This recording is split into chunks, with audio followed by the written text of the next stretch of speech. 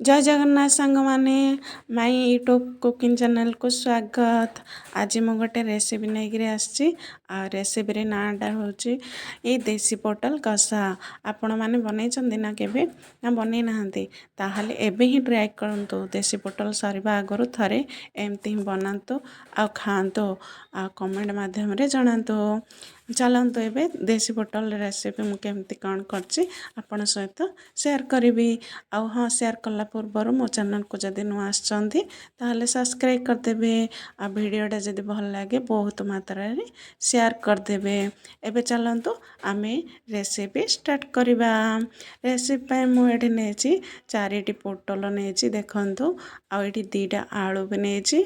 आको आमे साइड करे आमे रखी देबा। गोटे पात्र मु नेछि ताहरे पानी देई पोटल को आमे भल भाबे धोई देबा।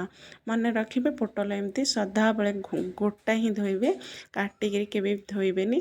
काटिगिरी काहेकि ना धोइले हमर जो पानी सबु ताहरे भिजी पोटल हमर पानी जे लागिबो। एबे मु गोटे पोटल को नेछि आ पोटल को देखंतो एमती ही चांछि देबा। आमे आको कौन कौन कहंती आम आड़े तो आको देसी पोटल कहंती आ बारी पोटल भी कहंती छचेंद्रा कहंती। आपणक आड़े कौन कौन कहंती कमेंट रे कहबे। आ देसी पोटल काहार काहार बारी रे लगे कहबे आ का पसंद एटा भी कहबे। एबे देखंतु मु पोटल को चांछि रखी देछि। तापरे मु एठा आलू भी भल भाबे चांछि देछि। चांछिला परे मु आको एमती फाळ कर देछि। फाळ कला परे हम कषा पय जेमती काटिया कथा आमे बेसी बड़ करबानी कि छोट करबानी मीडियम साइज रा आमे आलू को एमती ही काटी देबा। एबे तो गोटे आलू काटी देछि मु गोटे पीस। एबे आ गोटे पुणी सेम काटी देबा आमे। आ काटला परे आको मु आ गोटे पिंछारे पानी नेछि। पानी रे मु आलू को पकई देबिछि। आलू रे पानी रे पकई देले काहेकि ना हमर कळा हबनी आलूडा सेमती ही थिबो।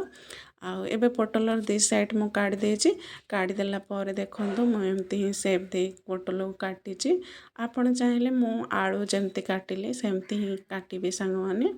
आ एमती काटिले काहे हमर कषा सुंदर देखा जिवो बोली मु एमती शेप दे काटिछि। आ सेटा आपणकर पसंद।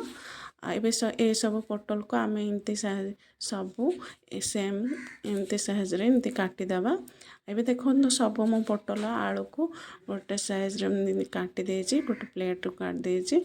एबे आको आमे साइड करी रखी देबा। साइड कर रखला परे मु ताबे मसला भी किछ नेछि कळा सोरिष सुखला लंका अदा जीरा आउ धला सोरिष रसुण नेछि। आको आमे रखला परे मु एठे हळदी पाउडर नेछि रेड चिली पाउडर नेछि आ एठे गरम मसला पाउडर नेछि। एबे गोटे पियाज मु छोट छोट काटी देछि। एठी मु टमाटो किछि 2टा 3टा नेछि छोट छोट रो आको मु प्योर बनेबी। ग्राइंड करबा पय मु एठी गोटे जार ने ताहिरे मु सब मसला को ग्राइंडिंग कर दबा। आमे ग्राइंडिंग कला पर आमे एठी मु गोटे कड़ाई आगरो नेछि तेल दे देछि। तेल देले गरम हिर अछि ताहिरे आमे एबे पोटल को दे देबा। पोटल मु एबे एमती भाजी देछि एटा करिगिरी। आ पोट मन रखिबे पोटल हमर बेसी भाजिबेनी आमे हल्का एमती भाजिबा काहेकि ना बेसी नरम हे गले पोटल हमर भल लागिबनी कषा पय। आलू को भी मु एबे एमती भाजी देछि ताहिरे से कड़ाई रे काढ़िला परे आलू को मु से तेल टिके देई तेजपत्र जीरा दे देछि। जीरा भाजला परे मु पियाज भी दे देछि। आ पियाज भी भाजला परे मु एठे टमाटो प्यूरी दे देछि। टमाटो प्यूरी देला परे मु एठे सोरिष अदा रसुण से सब जो पेस्ट बनेइतली ताको भी दे देछि। आ ताको एपट सेपट कला परे हळदी पाउडर टे दे देछि आ एठे रेड चिली देछि। देला परे ताको एमती कसी देछि एपट सेपट करी देखंतो हमर कस केते साइज हेलाणी। आ तेल सब ऊपर को आसलाणी हरी एमती ही आको भाजिबा बेसी भी आको एमती कसिबानी कि भाजिबानी कहीं ना सोरिष पड़िछि हमर पिता हे जिवो एमती आको भाजिबा। ଏବେ ମୁଁ ଆହିରେ ଯେଉଁ ଆଳୁ ଆଉ ପୋଟଳକୁ ଭାଜି ରଖିଥିଲେ ତାକୁ ଆମେ ସବୁ ପକାଇଦେବା। ପକାଇଲା ପରେ ଏପଟ ସେପଟ କରି ଆକୁ ପୁଣି ଘାଣ୍ଟି ଦେବା। ଓଲଟେଇଲା ପରେ ତାକୁ ଆମେ କାହିଁକିନା ଆମର ଯେଉଁ ପୋଟଳ ଆଳୁରେ ସବୁ ମସଲା ଏପଟ ସେପଟ କଲେ ଲାଗିଯିବ। ଲାଗିଲେ ଆଉ ତାପରେ ଏବେ କିଛି କଷିଲା ପରେ ମୁଁ ଏଠି ସ୍ୱାଦ ଅନୁସାରେ ଲୁଣ ଦେଇଛି। ଆଉ ପୁଣି ଏପଟ ସେପଟ ତାକୁ କରି ଘାଣ୍ଟି ଦେଇଛି। ଘାଣ୍ଟିଲା ପରେ ଦେଖନ୍ତୁ ଆମର କେତେ ସୁନ୍ଦର ଦେଖାହେଉଛି। ଆଉ ଆହୁରି କିଛି ମୁଁ ଏବେ ପାଣି ଦେଇଛି। ପୋଟଳରୁ ବାହାରିବ, ସେଥିପାଇଁ ମୁଁ ଟିକେ ପାଣି ଦେଇ ଆକୁ କଭର୍ ଦେଇଛି। କଭର୍ ଦେଲା ପରେ ଦେଖନ୍ତୁ ଆମର କେତେ ସୁନ୍ଦର ଦେଖାହେଉଛି। ତେଲ ସବୁ ଉପରକୁ ଆସିଛି ହେରି। ଆଉ କଷା କେମିତି ହେଇଛି। ଆଉ ଏବେ ସବୁ ଆଳୁ ଆଉ ପୋଟଳ ବି ଆମର ସିଝି ଯାଇଛି, ସବୁ ଭଲ ଭାବେ ସିଝିଗଲାଣି। ଆଉ ବେଶୀ ବି ଆମେ ଯେତିକି ଜୁସ୍ ଦରକାର ଆମ ପାଇଁ ସେତିକି ହିଁ ରଖିବା। ଶେଷରେ ମୁଁ ଏଠି ଧନିଆ ପତ୍ର ଦେଇଛି। ଦେଖନ୍ତୁ କେତେ ସୁନ୍ଦର ଦେଖାହେଉଛି। ଆଉ ତାର ଜୁସ୍ ବି କେମିତି ହେଇଛି, କେମିତି ଦେଖାହେଉଛି ଦେଖନ୍ତୁ। ଆପଣ ଚାହିଁଲେ ଆକୁ ରୁଟି, ଭାତ, ପଖାଳ, ପରଟା ଯାହିଁରେ ବି ଖାଇପାରିବେ। ବହୁତ ବଢ଼ିଆ ଟେଷ୍ଟ ଲାଗିବ।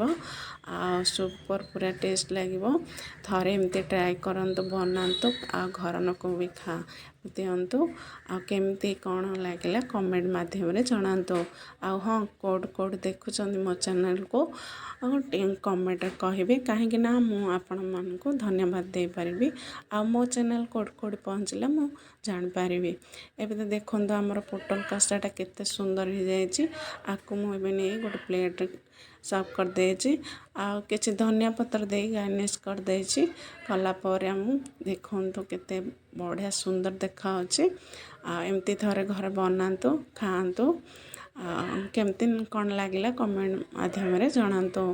ଆଉ ଭିଡ଼ିଓଟା ଯଦି ଭଲ ଲାଗେ ବହୁତ ମାତ୍ରାରେ ସେୟାର କରିଦେବେ ସାଙ୍ଗମାନେ। ଆଜି ପାଇଁ ଏତିକି। ଆଉ ଦେଖା ହେବ ନେକ୍ସଟ ଭିଡ଼ିଓରେ। ରହୁଛି। ଜୟ ଜଗନ୍ନାଥ ସାଙ୍ଗମାନେ।